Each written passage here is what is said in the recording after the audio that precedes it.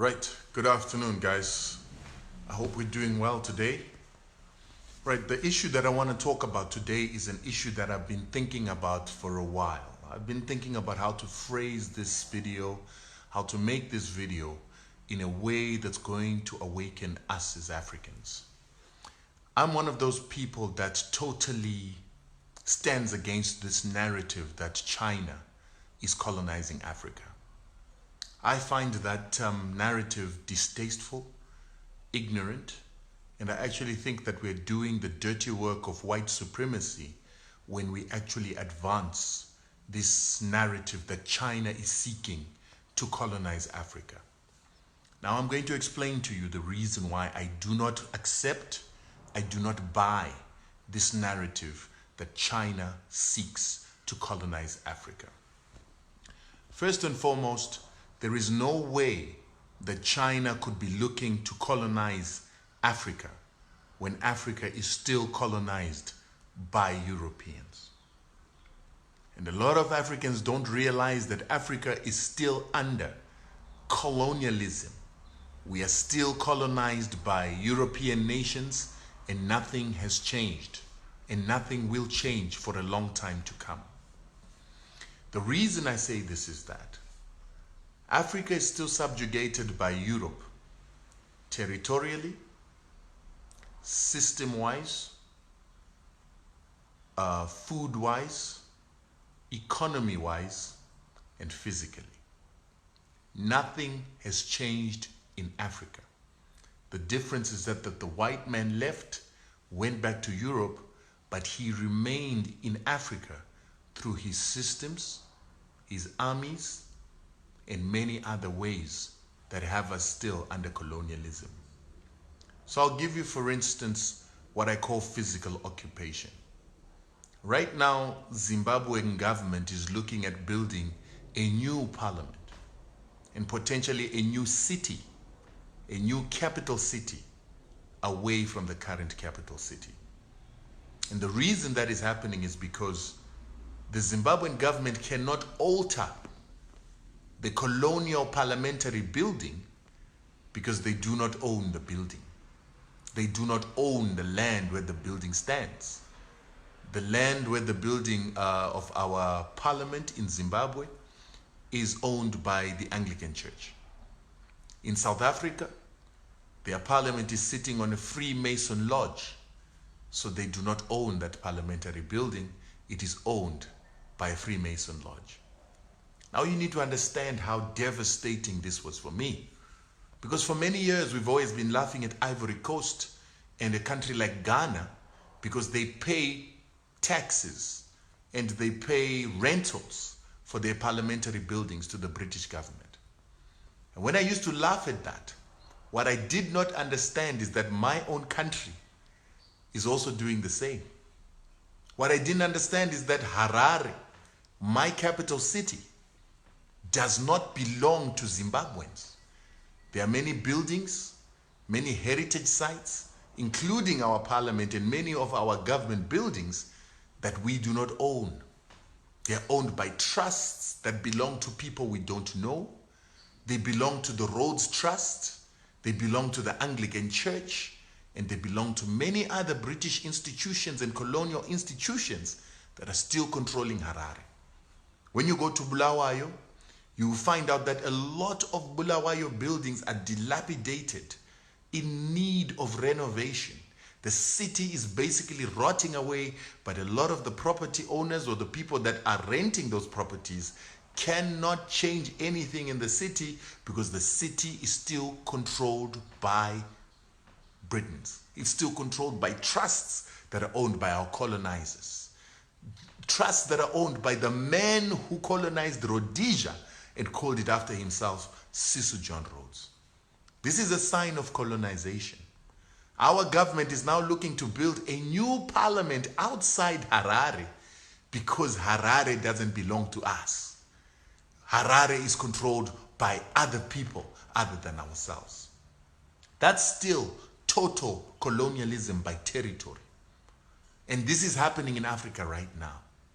Another form of colonial colonialism is what we are seeing with the France Afrique, where there are 14 African countries that are still answerable to France.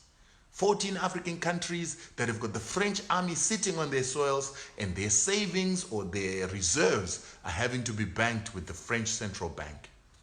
We've got the American army in 36 countries in Africa, where AFRICOM has got its troops, they've got bases, they've got runways, they've got forward positions, and you just saw Ghana giving permission for the United States to continue to have its military on Ghanaian soil. These are the issues we've got in Africa. We are using Roman Dutch law in our jurisprudence, in our legal systems. Roman Dutch law that has just seen the Zimbabwean government write a constitution that believes in compensating the white farmer or the colonizer for land that they stole and the so-called improvements that were made on the soil. In Roman Dutch law, we've got a principle that is called restitution in integram. What restitution in integram means, if somebody takes your property, if somebody does a deal with you or a contract with you, they need to be able to compensate you for your land. And the compensation is determined by a principle of that they must restore you to your original position, or to restore whatever they took from you, or the contract that they had with you. They must restore you to your original position that you were in before either the contract or before the criminal activity. So in the case of white farmers, if they had to restore black Zimbabweans to the position they were, that would mean that they would have to give us our land without these so-called developments, which are not developments, but they're actually vandalism. They would have to restore us our land with its trees, with the forests, with the water, with the soils uncontaminated with chemicals, with our livestock on our land the way it used to be. And according to restitution, if you can't put me back in the position that I was before you came and committed a crime against me, you must compensate me to put me in an advantageous position as I was before you came. So in Zimbabwe, what should have happened is not a compensation of a farmer for vandalizing our land. It should have been restitution. That farmer should have been putting us in the position that we were before they colonized us. But the Zimbabwean law does not do that, because the Constitution of Zimbabwe was written with the mandatory advice of people from the UN, people from the South African system or the South African government, so-called constitutional experts, to the extent that our constitution was made according to international customs, or shall we say Western customs and Western standards, that did not take into consideration the right of the African, the interest of the African, the restoration of the African, and the return of the African's interest. That is colonialism. Colonialism, where we've changed common law to suit Western benefit, where we are not being restored to our original position, where we are not being given damages when not restored to our original position, for us to be able to benefit a European who was an aggressor and a person that actually brought damage to us. That is colonialism. Our financial systems in Africa, with the Reserve Bank of South Africa and many other reserve banks on the continent, controlled by private entities that are European. And these European entities make and create debt utilizing private banks that are European at heart, with European capital, European shareholding, and European control. Talking about that situation in Zimbabwe again, where we cannot control most of our buildings because they're owned by trusts. A lot of buildings in Zimbabwe are owned by Old Mutual. But who owns Old Mutual? Who is Old Mutual? Old Mutual is the same institution that owns the bank that we call Nedbank in South Africa. But who is Old Mutual? A lot of Africans do not know. But these are the institutions that control our property. They control our banks, our finance, our insurance, which is basically the engine of an economy. So when you cry about the Chinese, when you don't control your cities, you don't own your cities, your parliaments are owned by foreigners, they're owned by the British, they're owned by the French. How is it that you can talk about China colonizing you when you're already under colonialism? How can you talk about China colonizing you when 80% of the debt in Africa is European debt?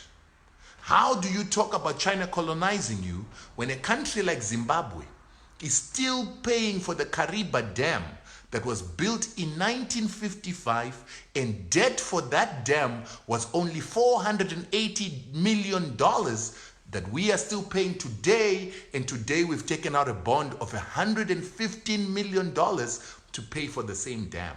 How is it that we have been paying a debt of $480 million for what, 55 years? And we are still paying for it, and we've still got $115 million that we are still paying in this generation today. How do you cry about China when you are still paying Rhodesian debt?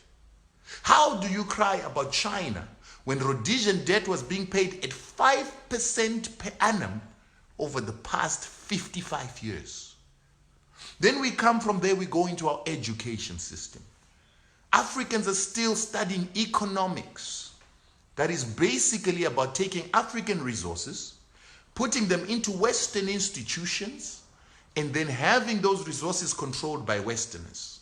Africans get degrees, they get master's degrees, they get PhDs for them to take our gold, take our platinum, and we go and put them into the London Bullion Market Association. We take our platinum, we go and put it in the London Platinum and Palladium Market. We take our resources and we go and put them onto the Hong Kong Minerals Exchange. That is what we're being taught in economics. In economics, we're being taught to have currencies that are based on the value of the US dollar instead of basing them on our minerals and resources. And when we try to base them on our minerals and resources, European countries, Western countries come and kill our leaders like what they did to Gaddafi. We are still colonized on the African continent, but Africans are looking at China. We don't control our land. We don't control our water. We don't control our currencies. We do not control our education. We do not control our legal systems. Our constitutions are written and only acceptable if they are accepted by Westerners. The legal systems in our countries are Western and Roman Dutch, and they are not about the traditional systems of Africans or our customary law. But we talk about Chinese colonialism, yet we are already under total colonialism. The food in South Africa, Botswana, Swaziland, Namibia, and Lesotho, all are using genetically modified seeds and hybridized seeds that come from 3 companies.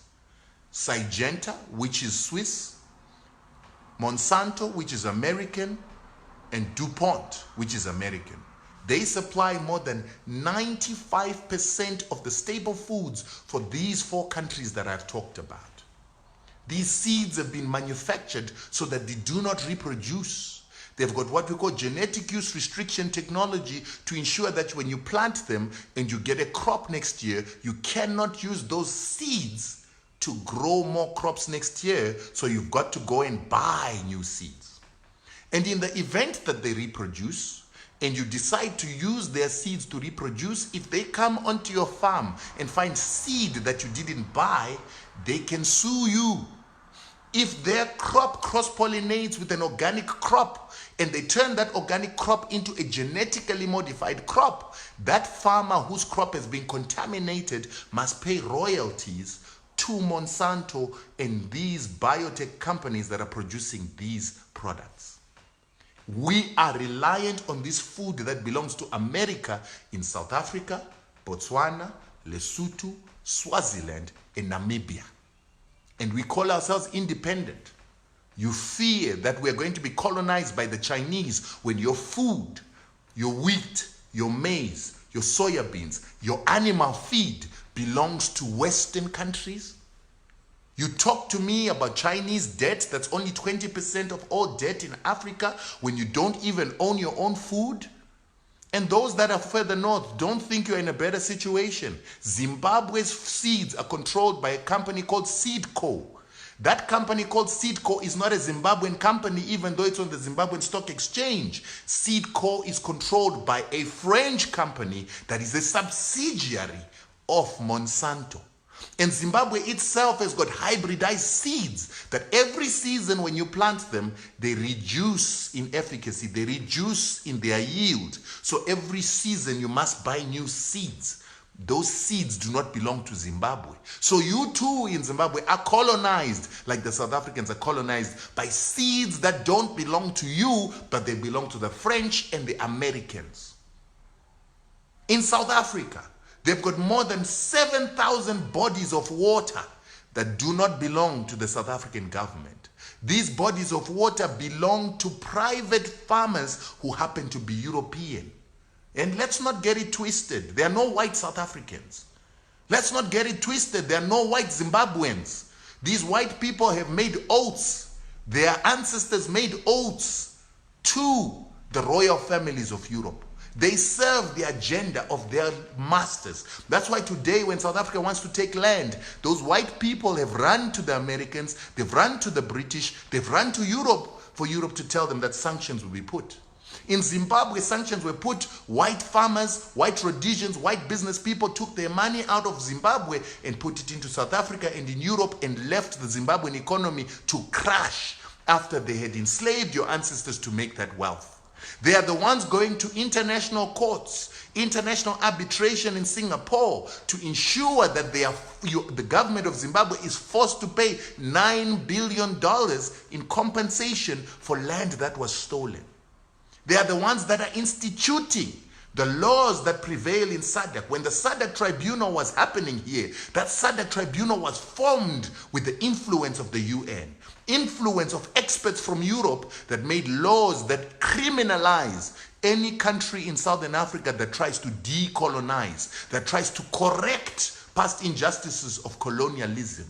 Then you guys tell me about China when you are fully colonized, your courts are colonial courts, your schools are colonial systems. Your arbitration systems in the region are colonial. The financial system is colonial. And then you talk to me about being colonized by China. Where is China going to colonize when you're already under European colonization? Your food belongs to the Europeans. Your buildings in your own countries. You cannot change your own cities. You cannot reconfigure these cities. You cannot bring down certain buildings because you're under colonialism. In Zimbabwe today, Zimbabweans are losing land. Zimbabweans are losing land in Zimbabwe to Billy Rottenbach. In Chisumbanje, the people around Chisumbanje are losing their hectareage that they were utilizing for cotton growing to Billy Rottenbach, because your constitution says that the land belongs to government and not the people. And so your government can give leases of land that the people are sitting on to Europeans if they choose to. They can give 100-year leases to Billy Rottenbach because you have decided to demarcate certain lands as agricultural land, and you have put restrictions on that land being owned by people for their own needs or for restoration of what it is that they owned before colonialism. You are colonized. So today people in Chisumbanje are losing their land, and there's nothing they can do because the constitution allows our government to give anybody that land. And now that Mnangagwa is in power, we have created laws that take away indigenization. And so now white people can come and own your resources 100% without any Zimbabwean shareholding. And then you say you are scared of China? You're already under a colony. You are already colonies. Harare is not Harare, it's Salisbury. Someone was telling me, and people were saying that the title deeds in Harare are still written Salisbury Township. And people tell me that the British, when they look at us, when they hear us talking about empowerment and talking about decolonization, they laugh because they say, you are our colony. Our president is going back to join the Commonwealth to become properties of the Queen. So let's stop this nonsense of talking about how it is that the Chinas are coming to colonize us when all your debt is European. when your cities are owned by Europeans, when your countries are settled and occupied by European armies, when your professors are European in thinking and giving you European systems to follow. When we hear people talking about China being a threat to Africa, those people are undertaking the dirty work that was left by Lothrop started in 1921 when he talked about how it is that China was the greatest threat to European civilization because of its ability to unite the Asians and unite Africans against European subjugation. They fear China because China has an ability to unite the Arabic world, to unite Africa, and to break European monopoly by denying Europe our markets. They don't want that. And that's why they're using African professors, they're using Africans who don't read, who don't think, who don't understand what is happening in their own nations to realize that we're still colonies, we're still colonized, and we're still administering the colonial system.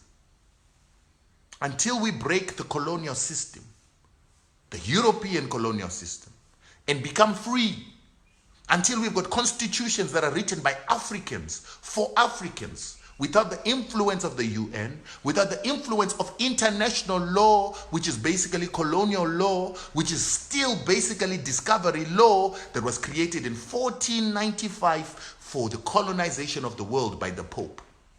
The world is still using church law, Christian law, to determine land rights, to determine human rights, to determine international convention. How is it that we say that we are free? And then how is it that we can be colonized when we're still under colonialism?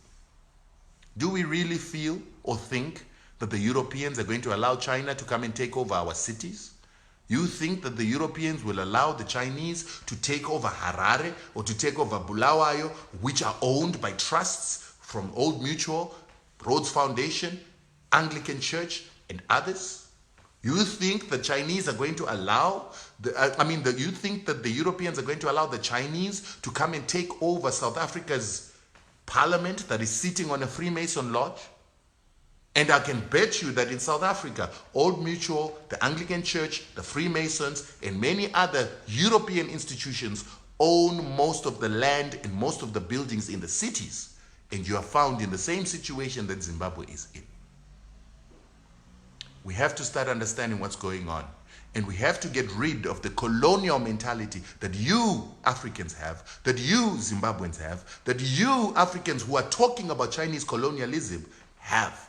You are doing the bidding for the white supremacist so that you focus on China without recognizing that you're still colonies of the same European masters who are putting armies on your soil. And right now, Germany and Europe are trying to create an EU army that is going to be put on African soil to compete with AFRICOM and France. I'm saddened that we're still dumb. I'm saddened that I'm still dumb. I'm saddened that I'm still discovering that the reason why our parliament is moving to Mount Hamden is because we don't own Harare. We are a free, independent nation, allegedly, but we don't even own our own city. We're a free, independent nation, but we are under sanctions that are pushing us to give back land to white farmers or to compensate those white farmers. And once we compensate the white farmers, they've got more money than us, they've got more resources than us. We don't have the capacity to farm. They will again take over our land because we will lease it to them. Our government will lease it to them because this government has said that the land belongs to them. Farming land must be productive. They haven't given black people the capacity to be productive. So they will give leases to those with capacity. And guess who's going to have capacity? It's the white farmers that were giving the $9 billion that was created from our own people. We've got to wake up. The constitution that we've got in Zimbabwe is a pathetic constitution that continues to allow colonialism, even though in its preamble it says that it seeks to decolonize Zimbabwe and it seeks to uphold the principles of the liberation movement. It's a lie. And there's no way it could have done that when it was written by whites. There's no way it was going to do that when it's written by South Africans and UN paid experts who come from Europe that were instituting colonial law. Thank you very much. I hope we share, we wake up, we research, we start understanding that there is no China going to colonize you because you are still a colony. You are colonized mentally, you're colonized system-wise, you're colonized by the laws you follow, you're colonized by the occupation of your land and the control of your land by what do we call them? Trusts that are European, trusts owned by the English church. By the way, Anglican church is Anglo church, Angloan church, which is basically the British church. It belongs to the Queen. If you didn't get it yet, get it now. Thank you.